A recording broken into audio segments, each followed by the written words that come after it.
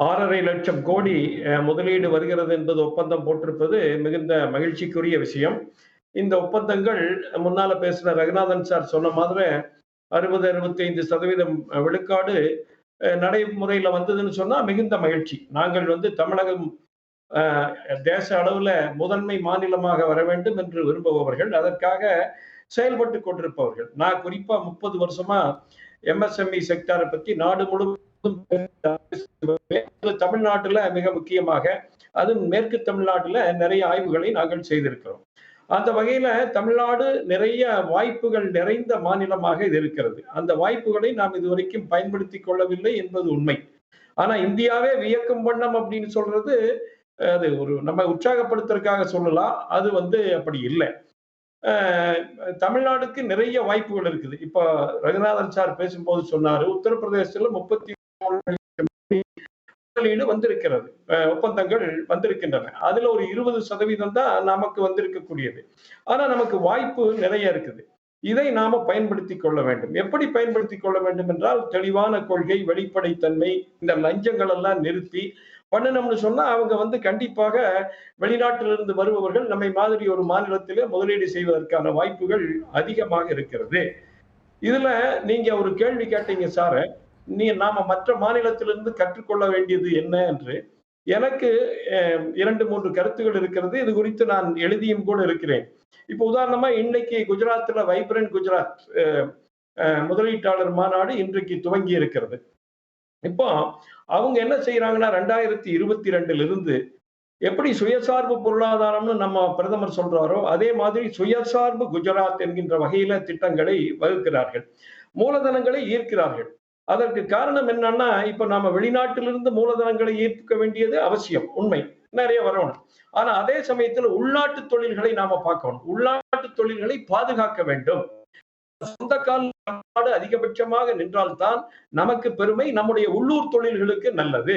ஆகவே இந்த வெளிநாடு முதலீட்டுக்கு நாம் ஆக்சுவலா நான் ரகு சார்ட்ட கேட்க வேண்டிய கேள்வியா தான் வச்சிருந்தேன். ஒரு பக்கம் ஆத்ம நிர்பார் அப்படின்னு அரசு முழக்கங்களை வைத்துட்டு இருக்கு. ஆனா இன்னொரு பக்கம் இந்த குளோபல் இன்வெஸ்டார் மீட் அவரே சொன்னாரு, எல்லா மாநிலங்களும் இதை நடத்துது அப்படிங்கிறத குறிப்பிட்டாரு. அதே மாதிரி வேர்ல்டு சார்ட்ல கேலண்டர் சார்ட்ல எல்லா மாநிலங்களுக்கும் ஒவ்வொரு மாதங்கள் அந்த மாதிரி தான் கொடுக்கப்படுது. என்ன கேள்வினா, நீங்க சொல்ற மாதிரி குஜராத்லையும் யூபிலையும் நீங்க சொல்ற சுயசார்பு தொழிலையா அந்த 31 லட்சம் கோடியும் அல்லது குஜராத்துக்கு வந்த 12 லட்சம் கோடியும் வந்துச்சுன்னு இல்லை. அதுவும் இந்த மாதிரியான இதுதான். நீங்க உலக இந்தியா வியக்குதான்னு ஒரு கேள்வி கேட்டீங்க. இன்னைக்கு பெரும்பாலான குறிப்பாக எக்கனாமிக் டைம்ஸ், பிஸ்னஸ் லைன், இதெல்லாம் அதாவது தமிழ்நாடு குளோபல் இன்வெஸ்டார் மீட் முடிஞ்ச கையோட இந்த டெலிகேட்ஸ் தான் அங்கேயும் அடுத்து போறாங்க, வைப்ரண்ட் குஜராத்துக்கு போறாங்க. ஸ்டாப் ஸ்வூவ்ஸ் அப்படிங்கிற ஒரு வார்த்தையை பயன்படுத்துறாங்க. அந்த ரகு சார் சொன்ன அந்த வின்ஃபாஸ்ட் இங்க கொண்டு வந்ததை நிறைய அந்த மாதிரி இங்க வந்திருக்கு அப்படிங்கிறத சுட்டி காண்பிக்கிறது. அதை மீன் பண்ணி கூட முதலமைச்சர் பேசி இருப்பார் இல்லையா? அம்மா, இப்ப நீங்க என்னை சொல்றதுக்கு விடுங்க. எனக்கு கொஞ்சம் பொருளாதாரம் தெரியும், நான் கூர்ந்து கவனிச்சுட்டு வர்றேன். நாங்க மாநாட்டுல கலந்துருக்கிறேன், நான் வேற மாநிலங்கள்ல. நான் சொல்ல விஷயம் என்னன்னா, நீங்க முதலீடுகளை ஈர்க்க வேண்டும் என்பது உண்மை. ஆனால் அதே சமயத்துல உள்ளூர் தொழில்களை பாதுகாக்க வேண்டும், அதுதான் முக்கியம். அது குறிப்பாக நம்முடைய மாநிலத்தை பொறுத்தவரைக்கும், இந்தியாவை பொறுத்தவரைக்கும் மாதிரியே சிறு குறு நடுத்தர தொழில்கள் தான் இதற்கு ஆதாரம். அதற்கு நாம முயற்சி பண்ண வேண்டும். உதாரணமா நாங்கெல்லாம் ஜவுளி தொழில் இருக்கிற, நீங்க பாத்தீங்கன்னு சொன்னா இதற்கு கடந்த 6 மாதத்துக்கு முன்னால அதிகப்படியான எலக்ட்ரிசிட்டி சார்ஜுகள் மிக அதிகப்படியாக இருக்கிறது. அது எத்தனை 200 மடங்கு 300 மடங்கு சில சமயங்களில கட்டணம் அதிகமாக இருக்கிறது. அதனால உங்களுக்கு தெரிந்திருக்கலாம், நம்முடைய மேற்கு தமிழ்நாட்டிலிருந்து சில தொழில்கள் எல்லாம் வடக்கு மாநிலங்களுக்கு போகின்றன. அரசாங்கத்தினுடைய ஒத்துழைப்பு உள்ளூர் தொழில்களுக்கும் அவசியம். ஆகவே அதை நான் வலியுறுத்த விரும்புகிறேன். ஒன்று. இரண்டாவது, நம்ம முதலீடுகளை ஈர்க்கும் போது அது பெருமளவுக்கு நம்முடைய சுயசார்பு தன்மையை உறுதிப்படுத்துவதாக இருக்க வேண்டும். அதை 2022 குஜராத் மாநிலம் செய்து வருகிறது. அதையும் நாம் செய்வது என்பது அவசியம். அப்படி செய்கின்ற போது நம்முடைய உள்ளூர் தொழில்களும் பாதிக்கப்படும், தமிழ்நாட்டினுடைய வளர்ச்சியும் தமிழ்நாட்டையே அதிகம் சார்ந்ததாக இருக்கும். நாம் எப்படி வெளிநாட்டுக்காரர்களுக்கு இவ்வளவு கம்பளம் விரித்து கொடுக்கிறோமோ அதே மாதிரி உள்ளூர் தொழில்களும் முன்னேறுவதற்கான ஏற்பாடுகளை நீங்க சொல்றது முக்கியமான கருத்து தான். ரகு சார் சுட்டி காண்பித்த ஒன்று, இன்னொன்று பத்திரிகைகள்ல வந்த ஒன்று, இன்னைக்கு பாஜக மாநில தலைவரும் சுட்டி காண்பித்த ஒன்று. அவர் குறிப்பிட்ட அந்த 3 மாநிலத்துடைய இன்வெஸ்டார் மீட்டையே நானும் கேள்வியா வைக்கிறேன். உத்தரப்பிரதேசம், குஜராத், கர்நாடகாவில் 2022 நவம்பர் நடந்த இந்த 3 இதுலையும் வந்து தொடங்கி வைத்தது பிரதமர் தொடங்கி வைக்கிறார். இப்போ வைப்ரண்ட் குஜராத்தில் வந்து யுஏஇ பிரசிடென்ட்டோட ஒரு ரோட் ஷோ இருக்கு. பிரதமரும் யுஏஇ பிரசிடென்ட்டும் ஒரு ரோட் ஷோ அதை தொடங்கி வைக்கிறது. 2 நாட்கள் பிரதமர் அங்கேயே இருக்கிறார். அப்போ வர்ற இன்வெஸ்டர்ஸ்க்கு அது கொடுக்குற கான்ஃபிடன்ஸ் இருக்குல்ல, அந்த கான்ஃபிடன்ஸ் ரொம்ப முக்கியமானது. அப்ப தமிழ்நாட்டுக்கும் அப்படி நம்ம பிரதமர் வந்திருந்தா இன்னும் கான்ஃபிடன்ஸ் வந்து இன்னும் நிறைய பேர் வந்திருப்பாங்களோன்னு ஒரு கேள்வியும் இருக்குல்ல அதுக்குள்ள. எல்லாம் நீங்க சொல்றதெல்லாம் சரிதான், எல்லாமே சரி. இப்ப குஜராத்தினுடைய வைப்ரண்ட் குஜராத் எவ்வளவு வருஷமா நடக்குது சொல்லுங்க, எவ்வளவு வருஷமா நடக்குது? அதை துவக்கி வைத்ததே பிரதமர் தான். 20 வருஷத்துக்கு மேல நடக்குது, 20 வருடமா நடக்குது. ஏன்னா அதை வந்து அவரு தான் ஆரம்பிச்சு வச்சாரு. இப்ப நடக்கிற குஜராத்ல வைப்ரண்ட் குஜராத்ல வருஷம் நடக்கிறது. நான் குறுக்கிடுறேன்னு உடனே நீங்க வந்து என்ன பேச விடுங்கம்பீங்க. நான் கேட்கறது வந்து அது இல்ல சார், எல்லாருக்கும் பிரதமர் அவர் வந்து இங்க தொடங்கி வைத்தால் என்ன அப்படிங்கிற ஒரு கேள்வியில இருந்து தான் கேட்டேன். அவர் குஜராத்ல சிஎம்மா இருக்கும்போது ஆரம்பிச்சது சார். இங்க பாருங்க சுகிதா, நான் பேச வர்றேன், நீங்க வந்து அரசியலமாக ஆக்காதீங்க. பிரதமர் வந்தா மிகுந்த மகிழ்ச்சி தான். அவர் வந்து அதை ஆரம்பிச்சு அவர் நடத்துறாரு. நான் அடுத்த வார்த்தை சொல்றதுக்கு முன்னால் நீங்க வந்துட்டீங்க. அந்த வைப்ரண்ட் குஜராத்ல எவ்வளவு நாடுகள் பார்ட்னர் கண்ட்ரிஸ் தெரியுமா சொல்லுங்க? பங்குதாரர் நாடுகள் அதுல எத்தனை நாடுகள் பங்குதாரராக இருக்குது, பார்ட்னர் கண்ட்ரிஸ் இருக்குது. காரணம் அவங்க வந்து கடந்த 6 மாசமா வேலை செய்யறாங்க. 100க்கும் மேற்பட்ட ரோட் ஷோஸ் நடத்தி இருக்கிறாங்க. எங்க? உலகம் பூரா நடத்தி இருக்கிறாங்க. அதனால அதற்கான முயற்சி அங்க எடுக்கப்பட்டு வருகிறது. கலந்துக்கிறாரு. இங்க நல்லா நடத்தும் போது அவரு வருவாரு. அவருடைய ஐட்டினரியை நீங்களோ நானோ முடிவு பண்ண முடியாது. பியூஷ் கோயல் இந்தியாவினுடைய மிக முக்கியமான அமைச்சர்கள் ஒருவர், அவரு கலந்துக்கிறார். ஆகவே இதை நீங்க தயவு செஞ்சு அரசியல் பண்ண வேண்டாம் சார். இல்ல சார், நான் ஒரு கேள்வியா தான் அதை கேக்குறேன். நீங்க வந்து என்னைய தான் நீங்க டார்கெட் பண்ணி பேசிட்டு இருக்கீங்க. விவாதம் அப்படிங்கறதே சார், ஒரு நிமிஷம் புரிஞ்சுக்கோங்க. விவாதங்கிறது கேள்வியை கேட்டு நீங்க பதில் சொல்றதுதான் சார். அப்ப நான் கேள்வி கேட்க உள்ள வந்தாலே நீங்க முதல்ல எனக்கு ஸ்டார் கண்டிஷன் சப்ளை மாதிரி நீங்க குறுக்க வராதீங்க அப்படின்னு சொன்னீங்கன்னா அப்ப எப்ப சார் கேள்வி கேட்கறது? நானு எல்லாருக்கும் நான் டைம் கொடுக்கணும் இல்லையா? சோ அந்த அடிப்படையில் இதை நான் அரசியல் ஆக்கல சார். அந்த கேள்வி ஒரு யதார்த்தமான கேள்வி. நீங்க உடனே என்கிட்ட டேட்டா கேக்குறீங்க, இதெல்லாம் உனக்கு தெரியுமா? எல்லாம் படிச்சுட்டு தான் சார் வந்து உட்கார்ந்துருக்கேன் நானு. இல்லனா நான் ஏன் சார் அந்த கேள்வியை கேட்க போறேன் உங்ககிட்ட? பிரசிடென்ட் யுஏஇ பிரசிடென்ட்டோட ரோட் ஷோ பண்றதையே இங்க பண்ணக்கூடாதுன்னு நான் கேக்குறேன். அதுதான் இப்ப ஏன் நீங்க கேள்வியிலையும் சொல்றது. ஒண்ணு, அது அவர் அங்க ஆரம்பிச்சு வச்சது. 2வது, பெரிய அளவுல வளர்ந்திருக்கிறது. 3வது வந்து உலக நாடுகள்ல இருந்து நீங்க சொன்னீங்களே யுஏஇ கூட ரோட் ஷோ வச்சிருக்காருன்னு. காரணம் அங்க வந்து அங்க கலந்துக்கிறாங்க. நாமளும் அந்த மாதிரி செய்ய வேண்டும் என்று நான் சொல்லுகிறேன். நான் உங்களை ஒண்ணு குறிப்பிட்டு சொல்லல. நான் சொல்றதுக்கு முன்னால நீங்க குறுக்கிட்டு இருந்தாலும் அதை சொல்ல வர்றேன். அங்க 16 நாடுகள் பார்ட்னர் கண்ட்ரிஸா நடந்துக்கிறாங்க. அங்க வந்து உலக தலைவர்கள் வர்றாங்க. அதனால பிரதமர் அங்க கலந்துக்க வேண்டியது அவசியமாகிறது. இங்க கலந்துட்டவரும் மிக முக்கியமான அமைச்சர் தான். இங்கேயும் இல்ல, தொழில்துறை அமைச்சர் சரியான ஒரு அவர் தான் அதற்கான இது. அதுல எல்லாம் அவருடைய போர்ட்போலியோ அவர் கரெக்டா வராருங்கிறதெல்லாம் மாற்று கருத்து இல்ல. நான் என்னுடைய கேள்வியே அதுல வேல்யூ ஆடடா தான் நான் அந்த கேள்வியை வைக்கிறேன். ரகு சார் கூட அதை சுட்டி காண்பித்தார். அந்த 3 இடங்கள்லையும் போய் பிரதமர் தொடங்கி வைக்கிறார். அதோட கான்பிடன்ஸ் வேற இல்ல சார். பிரதமர் போய் நிக்கிறதுடைய கான்பிடன்ஸ் அப்படிங்கிறது வேற தானே. அது வர சொல்லலாம், நாம எல்லாம் நல்லா பண்ணலாம், கண்டிப்பாக வர சொல்லலாம். உங்க கூட சேர்ந்து நானும் அவருக்கு ரிக்வெஸ்ட் பண்றேன், நீங்க அடுத்த வருஷம் வந்து கலந்துக்கணும்னு சொல்லி நாம் எல்லோருமே சேர்ந்து கொள்ளலாம்.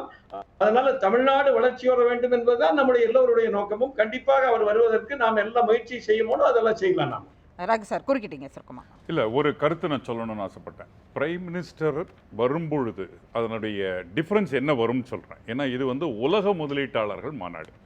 அப்போ வேர்ல்டுலேருந்து இந்தியாவுக்கு வர்றவங்க சில கவர்மெண்ட் ஆஃப் இந்தியா ஸ்கீமை பார்த்தும் வருவாங்க. முதலீடு வருவதற்கு முதல் அப்ரூவல் கவர்மெண்ட் ஆஃப் இந்தியாவிலேருந்து வரணும். 2வது PLI ஸ்கீமுன்னு இருக்குது, ப்ரொடக்ஷன் இன்சென்டிவ். அதுக்கும் கவர்மெண்ட் ஆஃப் இந்தியா தான் அட்மினிஸ்டர் பண்ணுறது. 3வது any foreign exchange regulations government of India தான் அட்மினிஸ்டர் பண்ணுறது. அப்போ இது 3மே பிரைம் மினிஸ்டர் கலந்து கொள்ளும் மாநிலமாக இருந்தால் அவர்கள் பார்வையில் 2ம் ஒத்துப்போகக்கூடிய ஒரு ஃப்ளோ இருக்கும் அப்படின்றத கன்வே பண்ணுறோம். இப்போ தமிழகத்துக்கு வரும்பொழுது இது வேற கவர்மெண்ட், அது வேற கவர்மெண்ட்டு அப்படின்ற மாதிரியான ஒரு ஒப்பீனியனை இன்டர்னலாக ஃபார்ம் பண்ணிடுவாங்க. அதுதான் வந்து உங்களுக்கு பிரைம் மினிஸ்டர் வரும்பொழுது ஏற்படுத்துகிற டிஃபரன்ஸ். அந்த டிஃபரன்ஸ் அவர் இல்லாமலேயே 6.5 லட்சம் கோடி தமிழகம் ஈர்த்திருக்கு அப்படின்னா பாராட்ட தானே வேணும். அப்ப அவர் வந்திருந்தால், பிரசிடென்ட் ஆஃப் இந்தியாவும் வந்திருந்தால் யூபிக்கு போன மாதிரி, அப்போ கிட்டத்தட்ட 30 லட்சம் கோடியை தமிழகம் ஈட்டிருக்கும் தானே. அதனால் நன்மை நம்ம எல்லாருக்கும் தானே. அதுதான் கேள்வி. கனக சபாபதி சார் சொல்லுங்கம்மா. அதுதான் அவர் கேள்வியா வைக்கிறார்.